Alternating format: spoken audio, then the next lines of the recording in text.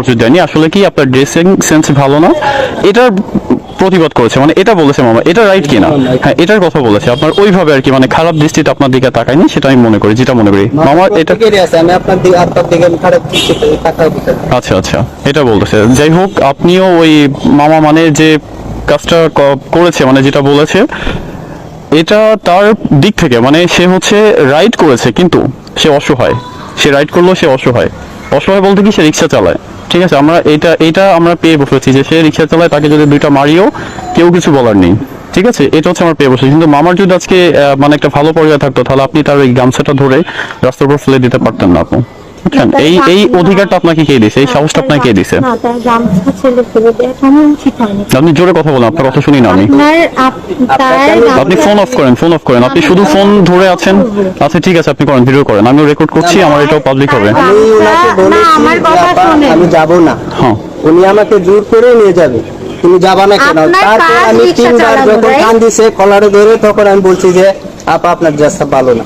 আমার দৃষ্টিতে বাচ্চে, আমি একজন মুসলিম, সেই জন্য আমার দৃষ্টিতে বাচ্চে। ওনাকে আমি বলছি, উনি যদি মানে ওনার জন্য ভালো, ওনাকে দেখে আরো 10 জন ভালো হবে, আরো 10টা মেয়ে ভালো হবে।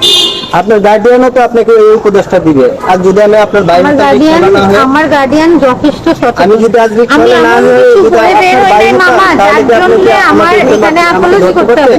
হ্যাঁ, আমার ভুল গেছে যে আমি আপনার কলার ধরতে পারেন না। আপনি একটা মেহমান সারা, হ্যাঁ, কিন্তু আপনার তো এইভাবে কথা বলার রাইট কেউ দেয়নি, দিছে না? রাইট দেয় নাই, ঠিক আছে। আমি আপনাকে বলছি, আমি আজকে আমি কথা বলতেছি, অন্য কোনো মেয়েও তো থাকতো যারা আপনি বলতে পারতেন, সবাই তো এইভাবে প্রতিবাদ। আচ্ছা আপু, আপনি হ্যাঁ, আচ্ছা মামা আপনি থামেন, ঠিক আছে, আপনি থামেন।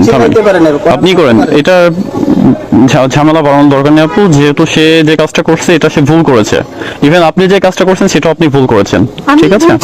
আপনিও ভুল করেছেন। সে আপনার থেকে সিনিয়র কিনা? আপনার কি মনে হয় আপনাকে ছোট না বড়? বড়। তাহলে আপনি বড় একটা মানুষের আপনি কি কলার ধরতে পারেন? না, আপনি কি এটা কলার ধরতে পারেন? সে রিক্সা চালক, সে গরিব মানুষ, যাই হোক, তার কি কলার ধরতে পারেন আপনি? তার গামছা ধরে কি রাস্তার উপর ফেলে দিতে পারেন?